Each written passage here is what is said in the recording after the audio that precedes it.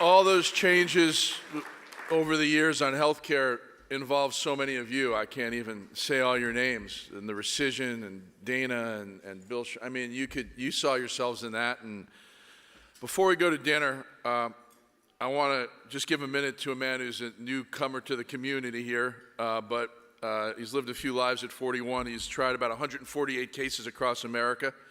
He's got 10 children and an 11th on the way. Now, this is a guy who can multitask. So come on up, Nick. One of the tasks he wants to complete is one I want you to hear about, which is lifting the MICRA cap and the injustice. Nick Rowley is a force of nature, and I'd like him to bring him up just to say a few words about what's next on this campaign that, after listening to what we listened to, has to happen. So thank you, Nick. Come on up.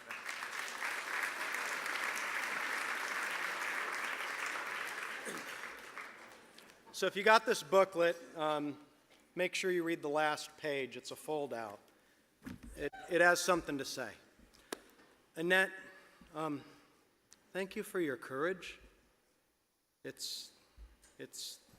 takes my breath away to listen to you. It leaves me speechless. It really does. The thing is, this is not an attack on doctors. It's not. In 1975, doctors were protesting, saying, pass this law, pass this law. And Jerry Brown said to Tom Girardi, who's in the room, he said, Tom, you know, they're protesting. I'm going to sign this. It's bullshit. It's unconstitutional. The Supreme Court won't uphold it. That was 2 years before I was born. 2 years before I was born. I served in the armed forces as a medic. And in 1998 is when I first handled my first medical malpractice case as a law student, and I learned about this cap. I said, wow, this is insane. This has gone on for 23 years. It hasn't changed.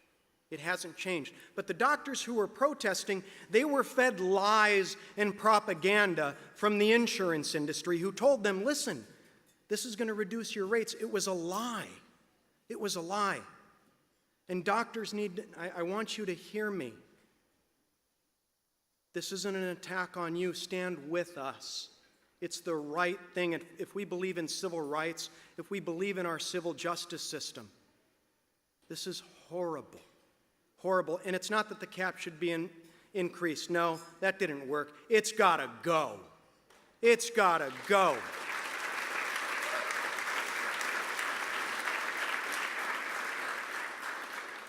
And if we stand together with truth and honesty and an open heart, the thing is about this 2020 election, people's eyes are open. People's eyes are open like they've never been open before. We can make a change in 2020 if we stand together and stand strong. I have a little video I want you to see. Thank you.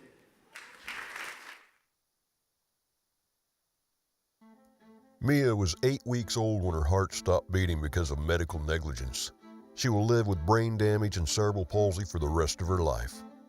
Because of a law passed in 1975, negligence victims in California like Mia have been capped at $250,000 as the maximum compensation they can receive for lifelong, non-economic damages, such as loss of enjoyment of life, pain, suffering, emotional distress, and disfigurement.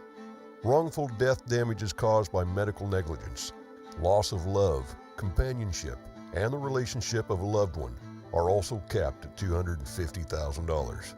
For 43 years, every attempt to change this cap has been defeated by the insurance companies who make billions of dollars in profits by keeping the cap in place. Tanaya's parents insisted in their birthing plan that under no circumstances would forceps be used when delivering their baby. The delivery doctor used forceps anyway without permission and crushed baby Tanaya's head, causing her brain to bleed, sentencing her to a life of cerebral palsy and living in a body that will never work.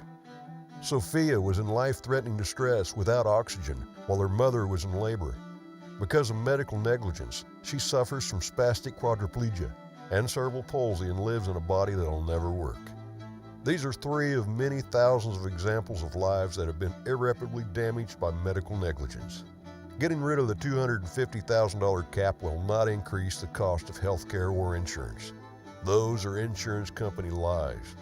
The truth is that getting rid of the cap will save taxpayer dollars, reduce healthcare costs by making the insurance companies or the medical institutions and groups bear the responsibility for the costs of compensating negligence victims. And importantly, getting rid of the cap will put an end to over 42 years of dishonesty and lying to California juries who are not told that their verdicts are reduced to $250,000. In California, since the cap was out in place, medical negligence has become the third leading cause of death. That's according to the American Medical Association studies and research. In 2020, voters, independents, Republicans, Democrats, libertarians, all voters who care about equality, being honest with juries, civil justice, and who believe that patient rights are more important than insurance company profits. Voters will have the opportunity to get rid of the cap that insurance companies, their lobbyists, and bought and paid for politicians want to keep in place for another 42 years.